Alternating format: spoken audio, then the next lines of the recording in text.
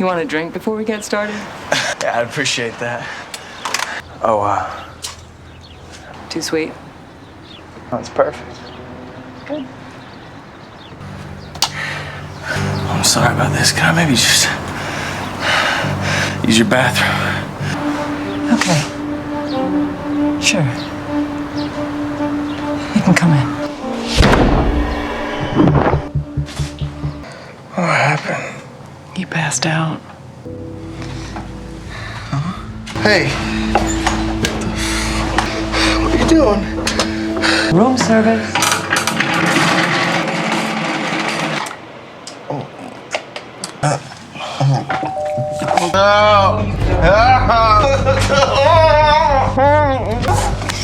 Now, you stay right there.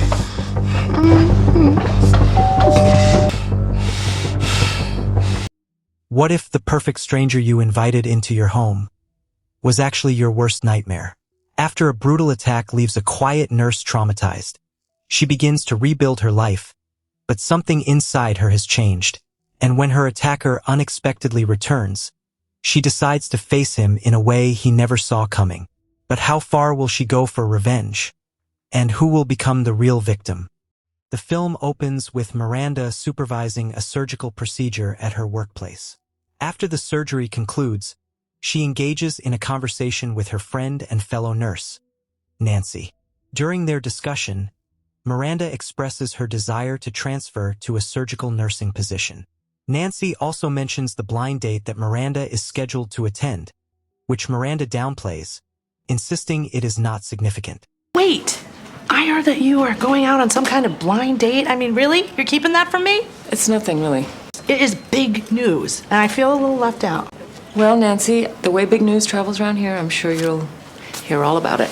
Later, Miranda visits her father's home, calling out for him as she explores the house. Suddenly, his dog jumps on her, causing damage to her dress.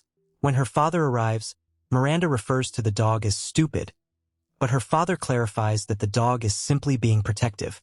Subsequently, they go out for lunch at a diner, where her father expresses his wish to accompany her in inspecting the new house she intends to purchase, to ensure everything is in order. When Miranda steps away to use the restroom, a waitress seeks assistance with an emergency in the diner.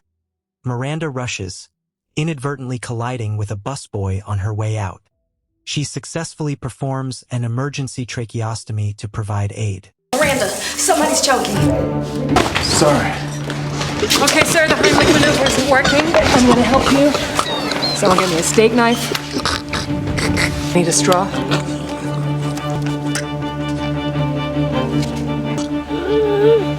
There you go. There you go. You're gonna be okay. The following day, Miranda meets with a realtor to view a potential new home. She is impressed by the property and meticulously examines it before making any commitments. Later, she prepares an elaborate homemade birthday cake for her nurse friend. During the celebration, another nurse inquires about the blind date with Kevin that she had arranged, expressing her desire for the date to go well, especially since it took 6 months for Miranda to agree to it. She reassures her friend that she has no intention of canceling. Promise me that you won't stand him up. He works with my husband. Why? Why would I do that? It took me a good 6 months to get you to say yes. I just really want it to go well. I don't know why you care so much. If it goes great, then you can say that you found your soulmate because of Darlene. The next day, as Miranda gets ready for her blind date at home, she notices someone standing on her front porch. Assuming he is her date, she invites him inside and apologizes for not being fully prepared for his early arrival. I should put some clothes on. Would you excuse me? Okay. Oh, I should have offered you something to drink. No, thank you. I'm good. While she continues to get ready, they engage in small talk, but the atmosphere becomes increasingly tense due to the man's unsettling remarks. His behavior escalates to the point where she requests that he leave. In a shocking turn of events, he suddenly assaults her after he leaves the scene. Shortly thereafter, her actual blind date, Kevin, arrives. Finding the door ajar, he enters and searches for Miranda, only to discover her in a perilous situation, which alarms him. He promptly calls the police for assistance. Miranda is taken to the hospital, where she exhibits signs of dissociation as medical personnel document and photograph her injuries. When asked if she can identify her attacker, she affirms that she can. Have you seen him before? Yes. Meanwhile, the assailant, identified as William, attempts to leave town, stopping at a restaurant to collect his paycheck. Oh, Sir. Hey, William. I thought you were off tonight, man. I just need my money. That's all. However, he is caught off guard as law enforcement is already present. After being discharged from the hospital, Miranda stays at her father's residence. However, it is evident that she is suffering from significant trauma, which gradually begins to dismantle her life. She becomes increasingly paranoid and physically unstable, experiencing persistent tremors. To add to her distress, the sale of her house falls through, as potential buyers are deterred by the violent crime that occurred there, preventing her from proceeding with her plans to purchase a new home. At work, Miranda's shaking hands hinder her ability to perform her duties effectively. Eventually, the attending physician revokes her transfer, since she is no longer working like she used to. Even her cake decorating skills also decline due to her tremors. Her emotional instability culminates during a visit to the dry cleaners, where she has an outburst directed at the clerk. One night, unable to sleep, Miranda makes a spontaneous decision to write a letter to William, requesting to be placed on his visitation list. She sends several letters, but each is returned marked, "Return to sender." Undeterred, Miranda persists in her efforts until one day she receives a letter back with the words, "You win," inscribed on it. This prompts her to visit William in prison for the first time. Their meeting is tense.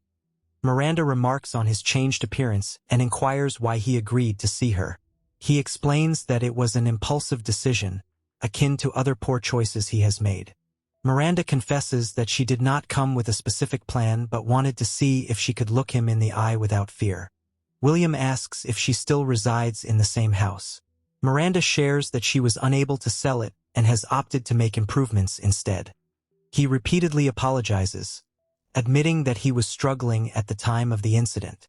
As Miranda briefly turns away to cry, she quickly regains her composure.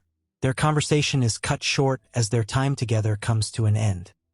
Later, Miranda returns to her father's house with food for the dog, and expresses to him that harboring resentment toward the dog only causes her further pain. Her visits with William become more frequent, during which he apologizes for the incident on one occasion. During subsequent visits, Miranda begins to dress more attractively and engages in flirtatious conversation with William. She keeps these visits confidential, sharing the details with no one. On one occasion, while waiting for William, an officer approaches to inform her that he will not be able to see her that day. Miranda visibly expresses disappointment and distress upon hearing this news. During a later visit, Miranda confronts William about the time and effort she invests in traveling to the prison only to have her visit denied. William explains that he was unable to meet her previously due to having encountered trouble within the facility. He reveals that he was attacked by other inmates, resulting in injuries that required him to spend time in the infirmary, which he shows her. On another occasion, while in prison, William's cellmate picks up a Valentine's Day card that Miranda had sent him and sniffs it. When William sees this, he forcefully slams the man's head against a table, pins him down, and issues a threat, demonstrating that he still possesses aggressive behavior. As their relationship deepens, Miranda shares with William the story of her mother, who passed away from an asthma attack when Miranda was 9 years old due to a delay in receiving medication. She confesses that she has carried guilt and burden from that experience throughout her life. Shortly thereafter, Miranda learns that William is eligible for parole, which unsettles her. Conversely, William expresses how much he will miss their visits and conversations. When Miranda inquires whether the prison believes he has been rehabilitated, he responds that they consider his time served sufficient. Miranda appears uneasy as William expresses his desire to begin making amends if she permits him to do so. Soon after, she receives a call from her father informing her of the death of his dog. She goes to his house to assist him in burying the pet in the backyard. One day at work, Miranda receives a bouquet of flowers from William. Angry, she calls William and informs him that she doesn't want their relationship going public. The following day, upon returning home from grocery shopping, she finds William waiting for her. He expresses eagerness to start making things right. Miranda allows him to begin working on the porch while she attends to the yard. As they work together, they share lingering glances, creating an uncomfortable tension that suggests Miranda may be developing feelings for the man who once violently assaulted her. Miranda eventually goes inside to prepare lemonade, but her hand begins to tremble again. She reaches for a knife while observing William outside but ultimately decides against using it.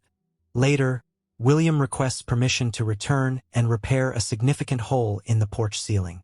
Miranda agrees and appears enthusiastic about continuing their interactions. The following day, William visits a local hardware store to purchase paint for the porch, where he is seen by Miranda's father. After William leaves, her father notices a piece of wood that matches Miranda's porch. Alarmed, he rushes to her house.